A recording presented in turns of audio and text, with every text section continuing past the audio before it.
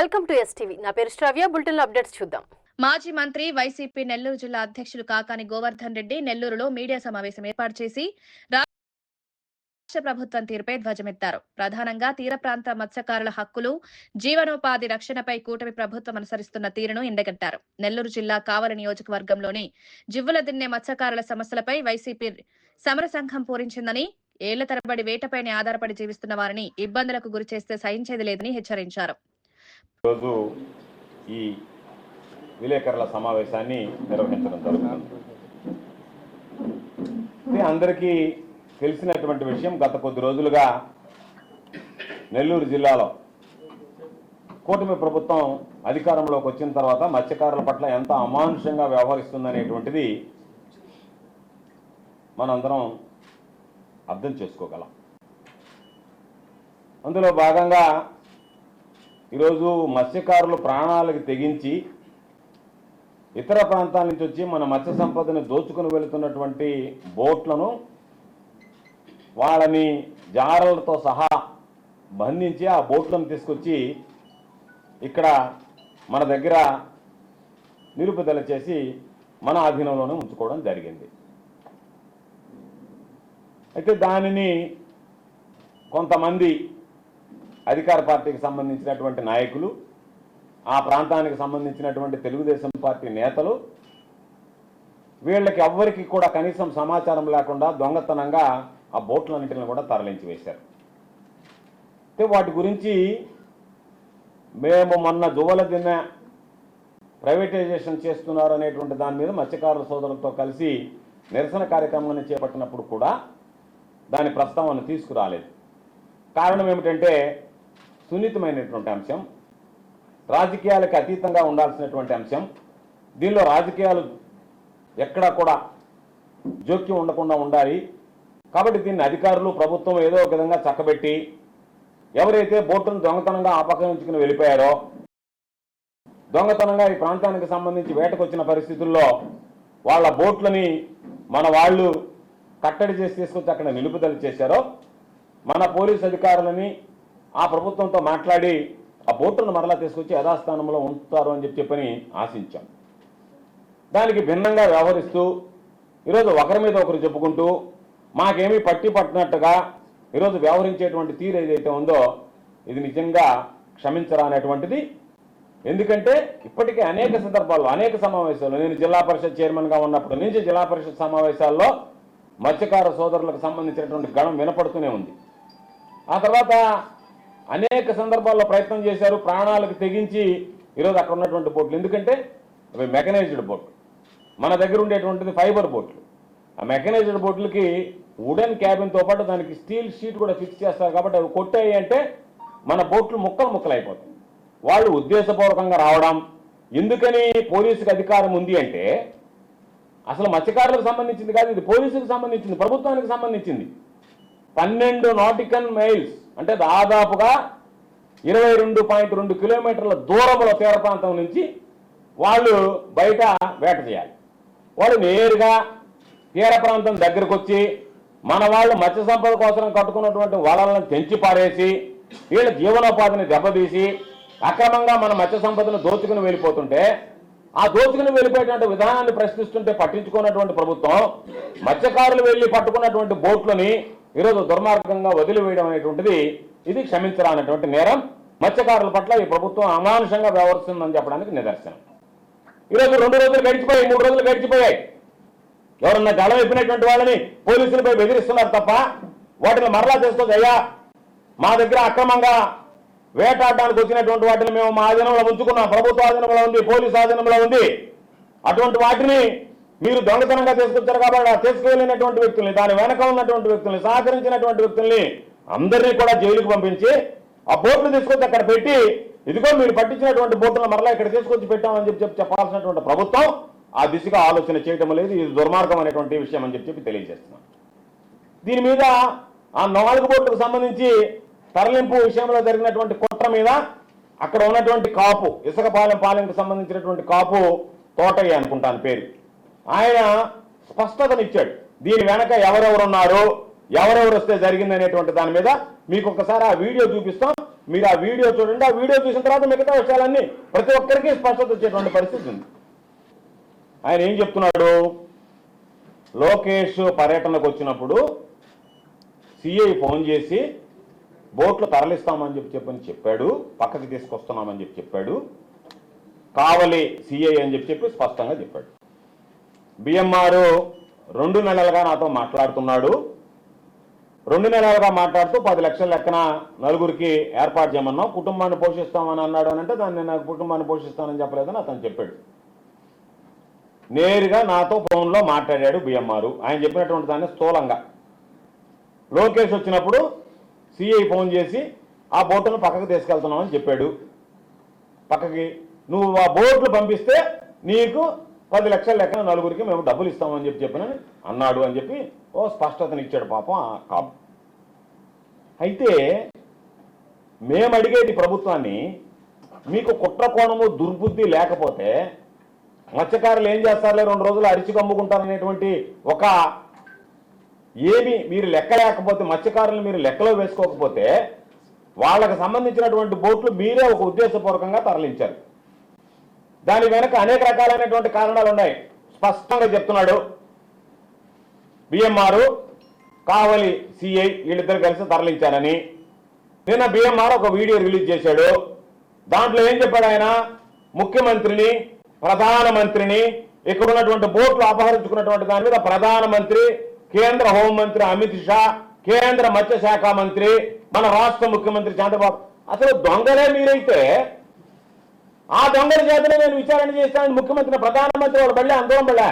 ముఖ్యమంత్రి దొంగ, లోకేష్ దొంగ, నువ్వు దొంగ, నీకు సంబంధించినటువంటి వాళ్ళందరూ దొంగలు. మీరందరూ దొంగలు ఊళ్ళు పంచుకున్నట్టుగా మత్స్యకారుల ప్రాణాలను తెగించి తీసుకొచ్చినటువంటి బోట్లను దొంగతనంగా పంపించి ఎవరు బళ్ళే?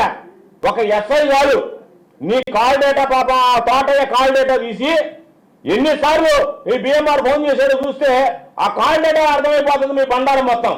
దానికి ప్రధానమంత్రి, కేంద్ర హోంమంత్రి, కేంద్ర మత్స్యశాఖ మంత్రి, మళ్ళీ ఇక్కడ ఉన్నటువంటి ముఖ్యమంత్రి, ఎంత దూరం వెళ్ళాను. నెల్లూరు జిల్లా ఎస్పీ గారు చాలు, ఎస్పీ గారు ఒక చిన్న ఎస్ఐకి చెప్తే ఎస్ఐ చెప్పేస్తాడు సాయంకాలానికి నువ్వు ఎన్నిసార్లు ఫోన్ చేసావు, ఎన్నిసార్లు మాట్లాడావని చెప్పావు. దానికి అంత పెద్ద అంటే ఈయనేదో పెద్ద అసలు ఏమి సంబంధం లేనట్టు చేసేదేంటి?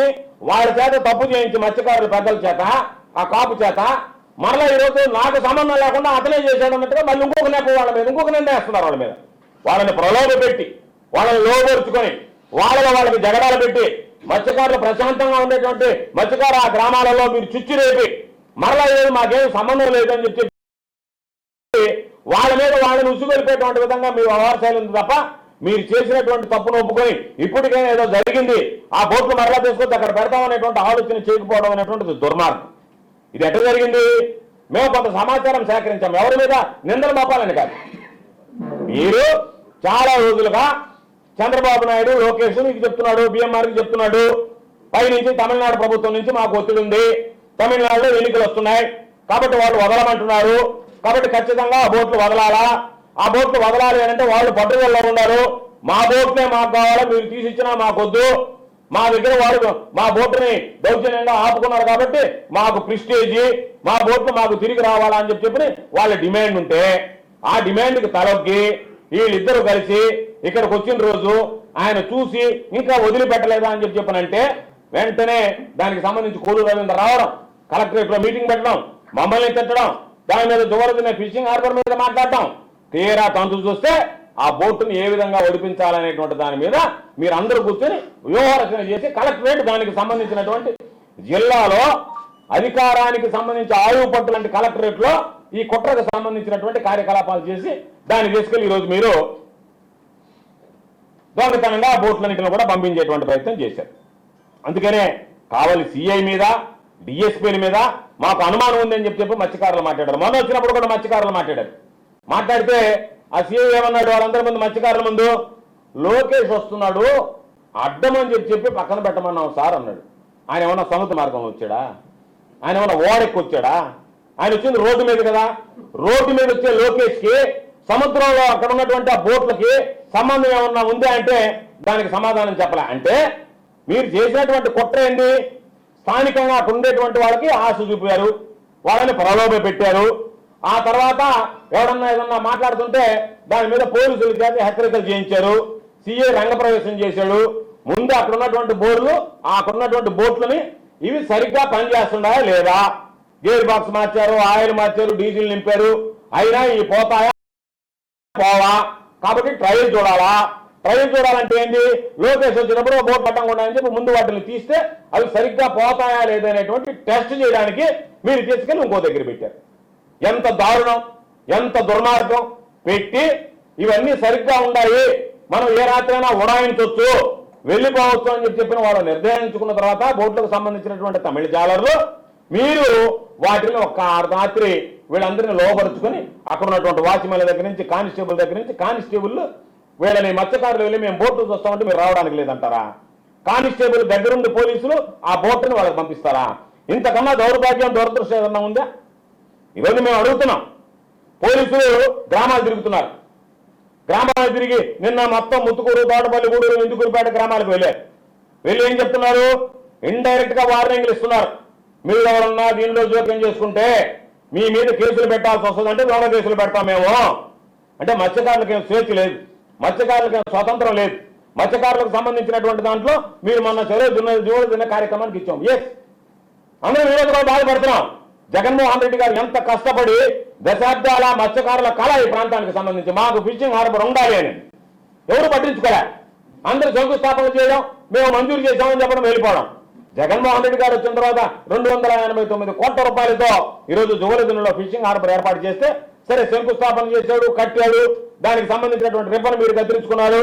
ఇప్పటికీ దాంట్లో కార్యకలాపాలు పూర్తిగా మొదలు పెట్టడానికి మత్స్యకారులకు సంబంధించి కొద్దిపాటి నిధులిచ్చి పూర్తి చేయడానికి మీకు మనసు రావాలా? మత్స్యకారులు అంటేనే మీకు ఏ జవాబు ఉంది, మత్స్యకారులు అంటేనే మీరు పట్టించుకోరు. ఎప్పుడు అధికారం ముందు వచ్చినప్పుడు మాత్రం మత్స్యకారుల పట్ల చిలక పలుకులు పలకడం, అధికారంలోకి వచ్చిన తర్వాత మత్స్యకారులను వదిలేయడం అనేటువంటిది మీకు ఆనవాయితీగా మారిపోయినటువంటి పరిస్థితి. అటువంటి పరిస్థితుల్లో చెలో దువ్వలదిన్నకు వెళ్ళి అక్కడ అయ్యా మీరు మత్స్యకారులు కట్టించినటువంటి జగన్మోహన్ రెడ్డి గారు కట్టించినటువంటి ఫిషింగ్ హార్బర్ సాగర్ డిఫెన్స్ అనే వాళ్ళకి ఇస్తే రేపు అక్కడ ఇబ్బంది జరుగుతుంది, అక్కడ వాళ్ళ ప్రయోగాలు చేస్తారు డిఫెన్స్ కి సంబంధించి, ఆ ప్రయోగాల వల్ల చేపలు చనిపోతాయి, మత్స్య సంపదను కోల్పోతారు, దానితో పాటు కొంత భాగం వాళ్ళకి వెళ్ళిపోతే వీళ్ళకి అక్కడ స్వేచ్ఛగా స్వతంత్రంగా ఆ ఫిషింగ్ హార్బర్ ని మత్స్యకార కుటుంబాలు అనుభవించలేరు, వెళ్ళే వాళ్ళకు గుర్తింపు కార్డులు ఇవ్వాలా? డిఫెన్స్ అంటే మామూలుగా మొత్తం రక్షణ వ్యవస్థకు సంబంధించింది కాబట్టి ఎవరు ఏం మాట్లాడలేరు. ఈ రోజు మీరు 30 ఎకరాలు దారాదత్తం చేశారు 79 ఎకరాల్లో. మళ్ళీ ఆయన ఏం చెప్తున్నాడు? కలెక్టర్ కాన్ఫరెన్స్ లో ముఖ్యమంత్రి గారు 150 ఎకరాలు ఇస్తాం వీళ్ళకి అన్నాడు. అంటే ఉన్నటువంటి 79 ఎకరాలలో మీరు 30 ఎకరాలు ఇప్పుడు ఇచ్చి 150 ఎకరాలు ఇస్తామని ఇప్పటికే కొంత తీర ప్రాంతం వాళ్ళకి అప్పచెప్పి మిగతా తీర ప్రాంతం ఫిషింగ్ హార్బర్ ఇచ్చి వాళ్ళ కంట్రోల్లో వీళ్ళు మత్స్యకారులు పోయి వాళ్ళ ముందు చేతులు కట్టుకొని నిలబడాలన్నట్టుగా మీ విధానాలుంటే దాన్ని వ్యతిరేకిస్తూ మేమందరం వస్తే నేను, ప్రతాప్ రెడ్డి గారు, విష్ణువర్ధన్ రెడ్డి గారు దానికి వెళ్ళేటువంటి వాళ్ళని తీసుకొచ్చి తోటపల్లి గూడూరులో ఉన్నటువంటి ఆ వెంకన్నపాలెంలో ఉన్నటువంటి కాపుల్ని, ముత్తుకూరులో ఉన్నటువంటి కాపుల్ని, నాయుడు ముత్తుకూరు అదే కృష్ణపట్నంలో ఉండేటువంటి వాళ్ళని, కోడూరులో ఉన్నటువంటి వాళ్ళని, కాపులందరినీ తీసుకొచ్చి అక్కడ ఉన్నటువంటి మత్స్యకారులందరినీ తీసుకొచ్చి ఆ కొత్తగా వచ్చాడు కృష్ణపట్నం సిఐ, ఆయనకి పాపం మత్స్యకారుల గురించి తెలిసినట్టులే. ఆయన ఏదో తెలంగాణ నుంచి వచ్చాడు. తెలంగాణలో మత్స్యకారులు ఉండరు, మత్స్యకారులు ఉండేటువంటి ప్రాంతం, అధికారులు ఒళ్ళు దగ్గర పెట్టి పనిచేయాల్సినటువంటి ప్రాంతం, మత్స్యకారులతో పెట్టుకుంటే అంత ఆషామాషిగా ఉండదు అనేటువంటిది ఈ కృష్ణపట్నం పోర్టు సిఐకి ఇక్కడ కొత్తగా వచ్చినటువంటి ఎస్ఐలకి తెలిసినట్ల పాత వాళ్ళని అడగండి, తెలుస్తుంది ఎట్లుంటుందో మత్స్యకారుల దెబ్బ అంటే మీకు. కాబట్టి వాళ్ళని చేసుకెళ్ళి మీరు పోతే మిమ్మల్ని బెదిరిస్తాం, మీ మీద కేసులు పెడతాం, వీళ్ళని ఏడే ఉంచండి, వీళ్ళని బైండ్ ఓవర్ చేయండి, డిఎస్పీతో మాట్లాడి పంపించండి. ఏ సంబంధం ఉండి పిలిచాను నేను అడుగుతున్న కృష్ణపట్నం పోర్టు సిఐ, ఏమి సంబంధం ఉంది ఆ ప్రాంత మత్స్యకారులను పిలిపించి మీరు వార్నింగ్ ఇవ్వాల్సినటువంటి అవసరం ఏమొచ్చింది? అంటే ఫిషింగ్ హార్బర్ చూడకూడదా? వాళ్ళకి ఆస్తి, వాళ్ళ హక్కు కలిగినటువంటి దాని మీద మత్స్యకారులు పోకూడదా? మత్స్యకారులకు ఆ హక్కు లేదా? వాళ్ళని పంపించాల్సినటువంటి బాధ్యత మీకు లేదా? ప్రభుత్వం మత్స్యకారుల పట్ల నిర్లక్ష్యంగా వ్యవహరిస్తుంటే మీరు వాళ్ళకు వంత కాస్తా, వంత పాడతా, మీ ఇష్టారాజ్యంగా వ్యవహరిస్తా, ఒక పక్క దానిని ఫిషింగ్ హార్బర్ని ప్రైవేటైజ్ చేస్తా, వాళ్ళు పట్టుకొచ్చినటువంటి బోట్లు మీకు చేత కాకపోతే మీరు వదిలేస్తే, మీ వల్ల కాకపోతే మత్స్యకారుల పాపం ప్రాణాలకు తెగించి ఆ బోట్లు పట్టుకొచ్చి అప్పచెప్తే వాటిని దొంగతనంగా వదిలేయడానికి అసలు ఈ ప్రభుత్వానికి, ఈ ముఖ్యమంత్రికి, ఈ లోకేష్ కి, ఈ పోలీస్ అధికారులకు ఏ విధంగా మనసు వచ్చింది అనేటువంటిది అర్థం కానిటువంటి పరిస్థితి. ఈ రోజు ఆయన చెప్పినటువంటి పేర్లన్నీ తెలుగుదేశం పార్టీకి సంబంధించినటువంటి వీళ్ళందరూ మత్స్యకారులకు సంబంధించి మామూలు నాయకులు కాదు, రాష్ట్ర నాయకులు, ఈ ప్రాంత నాయకులు కాదు. అంటే రాష్ట్రాన్ని దోచుకోవడానికి కూడా సిద్ధపడేటువంటి వాడు, గతంలో ఆఫ్ కాప్ చైర్మన్ గా పనిచేసినటువంటి వ్యక్తులు వీళ్ళంతా పెద్ద పెద్ద పోస్టులు. దేనికి? మత్స్యకారులను అడ్డం పెట్టుకొని సంపాదించుకునే దానికే.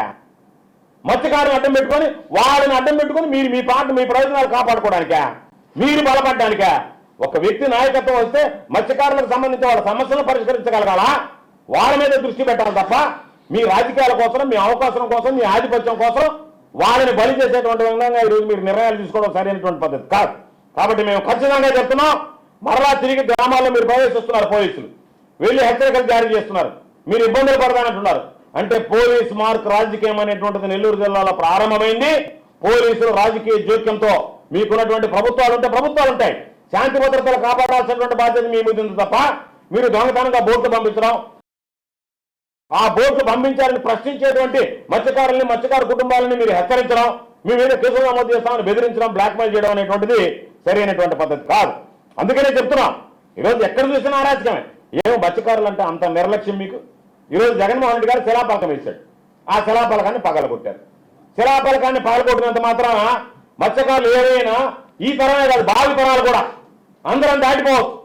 మరో 100 ఏళ్ళ తర్వాత కూడా అనుకుంటాం ఏమని, ఈ ఫిషింగ్ హార్బర్ జువ్వల దినలో వచ్చింది అంటే జగన్మోహన్ రెడ్డి గారి పుణ్యాన్ని వచ్చింది, జగన్మోహన్ రెడ్డి గారి హయాంలో జగన్మోహన్ రెడ్డి గారు చేసుకొచ్చాడు, దీనికి ఆద్యుడు జగన్మోహన్ రెడ్డి గారు.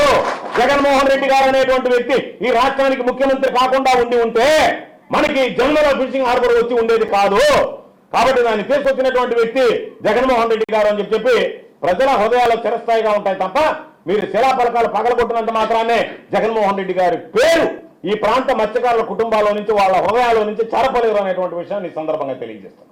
దానితో పాటు పాపం మా సర్పంచ్ ఉన్నాడు ఇక్కడ, మత్స్యకారులకు సంబంధించినటువంటి మత్స్యకారులు, ఆ గ్రామ సర్పంచ్. ఒక ముఖ్యమంత్రి కొడుకు మంత్రి స్థాయిలో ఉండేటువంటి వ్యక్తి వెళ్తే ఆ సర్పంచ్ని కనీసం పిలవరా? సర్పంచ్కి ఆహ్వానం ఉండదా? ఏ మత్స్యకారుడు కాబట్టి ఆ సర్పంచ్ మత్స్యకారుడైనందువల్ల మీరు సర్పంచ్ని పిలవాల్సినటువంటి అవసరం లేదంటారా? అదే మిగతా వాళ్ళైతే మీరు వదిలిపెడతారా? మిగతా వాళ్ళైతే మిమ్మల్ని ప్రశ్నించరా? మత్స్యకారులు అయితే ప్రశ్నించలేదు, సర్దుకుపోతారని చెప్పి ఆ సర్పంచ్గా ఉన్నటువంటి వ్యక్తిని మీరు ఆపుతారా? మీ శిలాపలకాన్ని చూపిస్తాను చూడండి. ఆ శిలాపలకంలో ఆయన పేరు ఎక్కడుంది? సర్పంచ్ పేరు, జడ్పీటీసీ పేరు ఉండదా?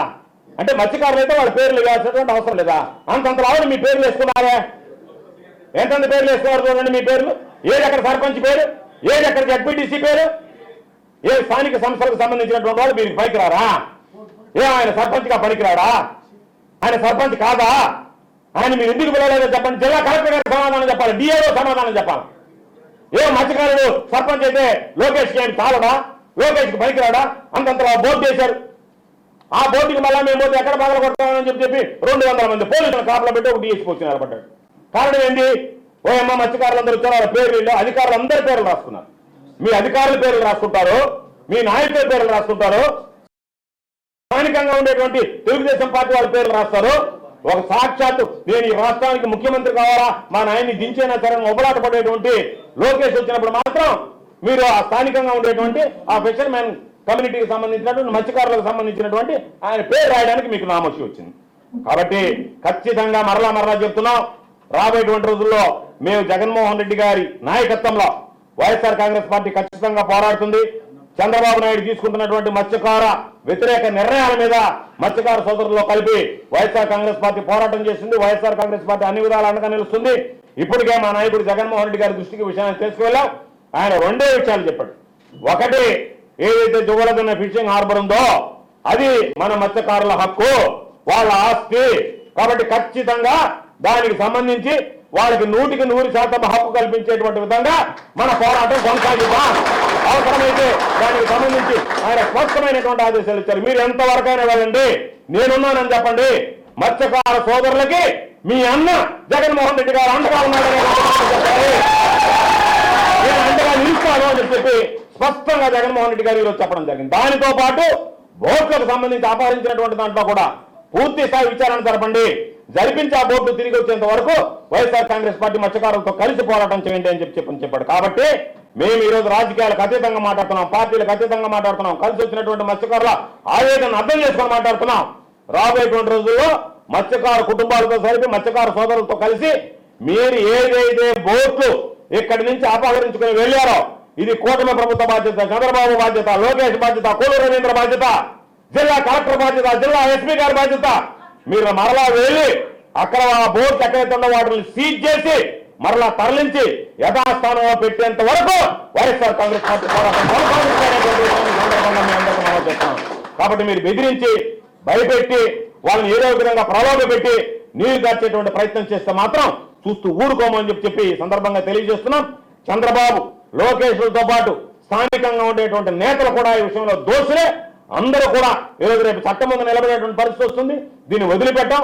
ప్రభుత్వం మారిన తర్వాత జగన్మోహన్ రెడ్డి గారు ముఖ్యమంత్రి అయిన తర్వాత అటు దానికి సంబంధించినటువంటి కార్యకలాపాల మీద జువాలజీ ఫిషింగ్ హార్బర్ కార్యకలాపాల మీద పాటు ఈ రోజు తీసుకువెళ్ళినటువంటి బోర్డు మీద కూడా పూర్తి స్థాయి విచారణ జరిపించి ఒకవేళ ఈ రోజు మీరు చర్యలు తీసుకోకపోతే ఈ ప్రభుత్వం మారిన వెంటనే జగన్ ముఖ్యమంత్రి కాగానే ఈ కుట్ర వెనక ఎవరున్నారో ఛేదించి మత్స్యకారుల ముందు నిలబెట్టి ఇదిగో మీ కడుపు కొట్టినటువంటి వాళ్ళు వీళ్ళు, మీకు ద్రోహం చేసినటువంటి వాళ్ళు వీళ్ళు అని చెప్పి పూర్తి స్థాయి విచారణ జరిపించి చర్యలు చేపట్టడం జరుగుతుందని చెప్పి ఈ సందర్భంగా తెలియజేస్తూ ఈ రోజు ఒక సమావేశం ఏర్పాటు చేశాం.